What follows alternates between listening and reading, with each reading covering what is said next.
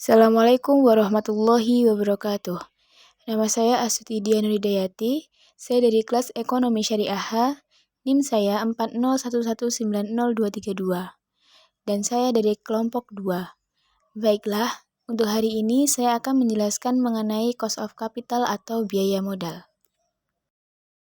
Modal berdasarkan sumbernya terbagi menjadi dua bagian. Yang pertama, modal asing. Berasal dari luar perusahaan, seperti pinjaman kreditur, supplier, dan perbankan. Yang kedua, modal sendiri, berasal dari internal perusahaan, seperti pemegang saham dan laba ditahan. Laba ditahan yaitu laba yang tidak dibagikan. Ketika suatu perusahaan itu mendapatkan keuntungan, laba yang dibagikan itu disebut dengan dividen, sedangkan yang tidak dibagikan disebut dengan laba ditahan.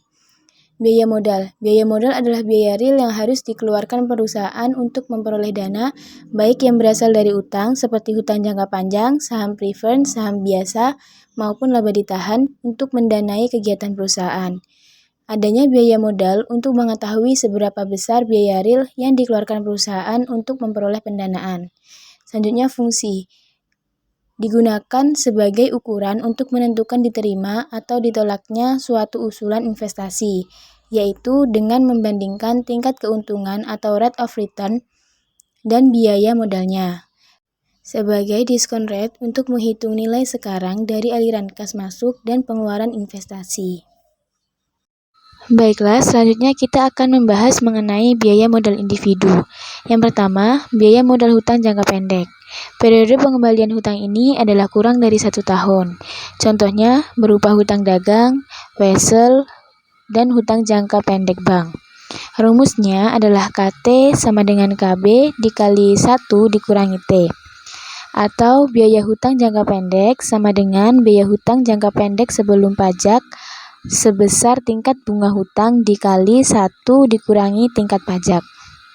Contoh soal, perusahaan membeli bahan baku secara kredit, bunga kredit sebesar 12%, tingkat pajak penghasilan sebesar 35%, maka biaya hutang setelah pajak sebesar, jawabannya, sesuai dengan rumus di atas, diketahui biaya hutang jangka pendeknya sebelum pajak adalah sebesar 12% atau 0,12. Lalu, tingkat pajaknya adalah sebesar 35% atau 0,35.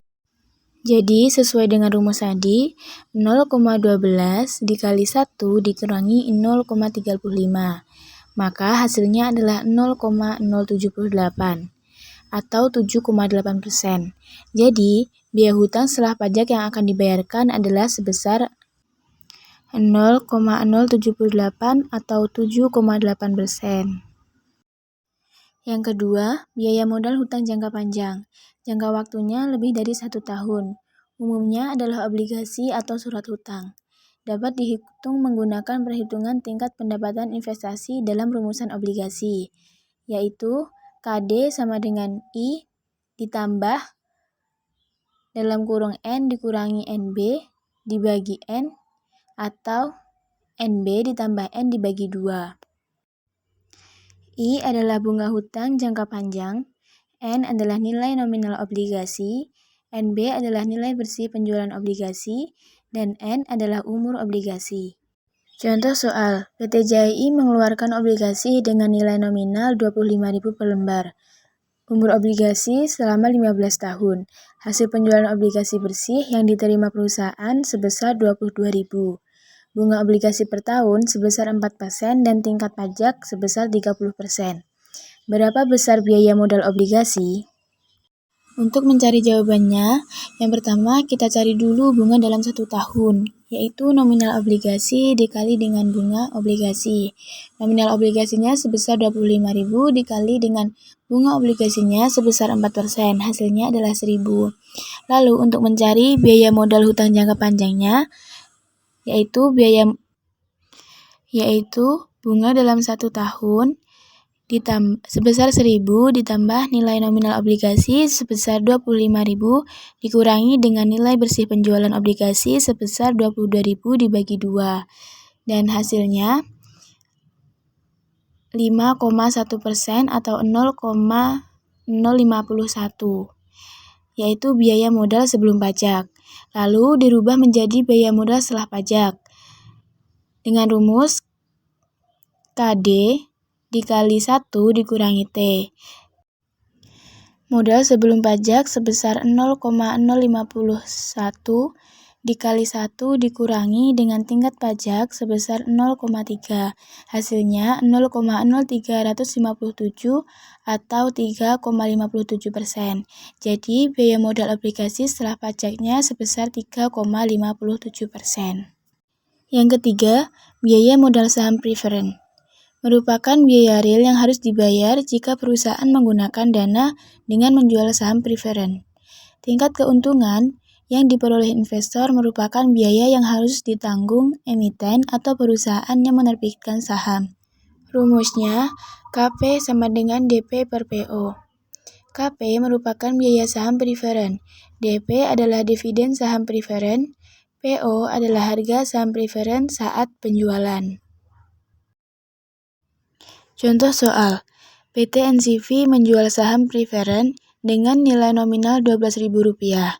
Harga jual saham preferen sebesar Rp15.000. Dividen per tahunnya sebesar Rp2.000. Biaya penerbitan saham tiap lembar adalah Rp180. Berapa biaya saham preferen?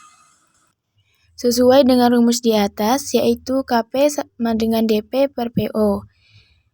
Dividen saham preferennya adalah sebesar Rp2.000 dibagi dengan harga saham preferen saat penjualannya adalah Rp15.000 dikurangi 180.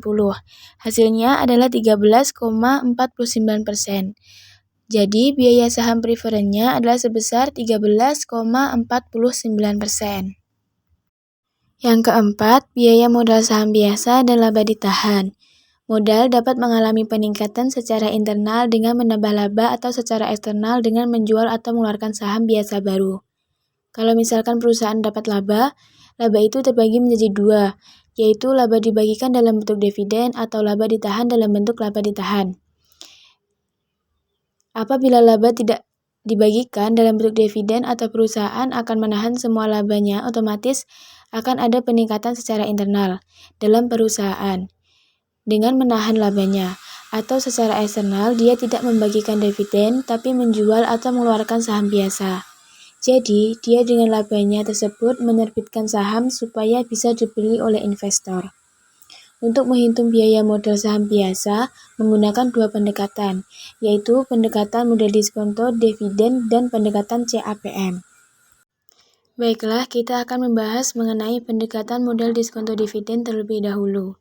Biaya modal atau biaya ekuitas merupakan tingkat diskonto yang menyeimbangkan nilai sekarang dari keseluruhan dividen per lembar saham yang diharapkan di masa depan. Jadi, menyeimbangkan nilai sekarangnya untuk keseluruhan dividen.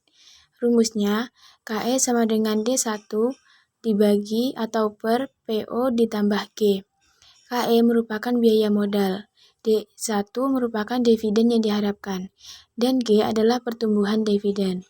Contoh, jika dividen PTY diharapkan tumbuh 14% per tahun, sedangkan dividen yang diharapkan pada tingkat tahun pertama sebesar Rp200, dan harga pasar saham sekarang adalah sebesar Rp2.500. Maka berapa biaya ekuitas? Jawabannya sesuai dengan rumus di atas, yaitu KE sama dengan D1 per PO ditambah G. Diketahui dividen yang diharapkannya adalah 200 dibagi dengan harga sahamnya adalah 2.500 ditambah dengan pertumbuhan dividen yaitu sebesar 14%. Jadi hasilnya adalah 0,22 atau 22%. Jadi biaya modal sahamnya sebesar 22%. Selanjutnya kita akan membahas mengenai pendekatan CAPM atau Capital Asset Pricing Model. Merupakan model penetapan biaya modal dengan menganalisis hubungan antara tingkat return saham I atau RI yang diharapkan dengan return pasar atau RM. Rumusnya RI sama dengan RF ditambah beta I dikali RM dikurangi RF. RI merupakan tingkat return saham yang diharapkan. RF merupakan tingkat return bebas risiko. RM merupakan return portofolio pasar yang diharapkan dan beta I merupakan koefisien beta saham I. Contoh soal, sebuah perusahaan melakukan investasi pada saham XYZ dengan mengharapkan tingkat keuntungan sebesar 15% dan tingkat keuntungan besar resiko sebesar 10%. Dari data selama 10 tahun diketahui bahwa nilai beta adalah sebesar 1,25. Hitunglah return saham XYZ atau biaya modal ekuitas. Sesuai dengan rumus di atas, RI sama dengan RF ditambah beta I dikali RM dikurangi RF. Tingkat return bebas resikonya adalah 0,10. Ditambah dengan koefisien beta saham I sebesar 1,25 dikali dengan return portofolio pasar yang diharapkan sebesar 0,15 dikurangi dengan tingkat return bebas resikonya 0,10. Dan hasilnya adalah 16,25%. Jadi, biaya modal ekuitasnya adalah sebesar 16,25%. Sekian presentasi yang dapat saya sampaikan hari ini. Apabila ada kurang dan lebihnya, saya mohon maaf yang sebesar-besarnya. Semoga apa yang kita pelajari hari ini dapat bermanfaat di kemudian hari. Tetap semangat, jaga kesehatan. Billahi taufiq wal hidayah. Wassalamualaikum warahmatullahi wabarakatuh.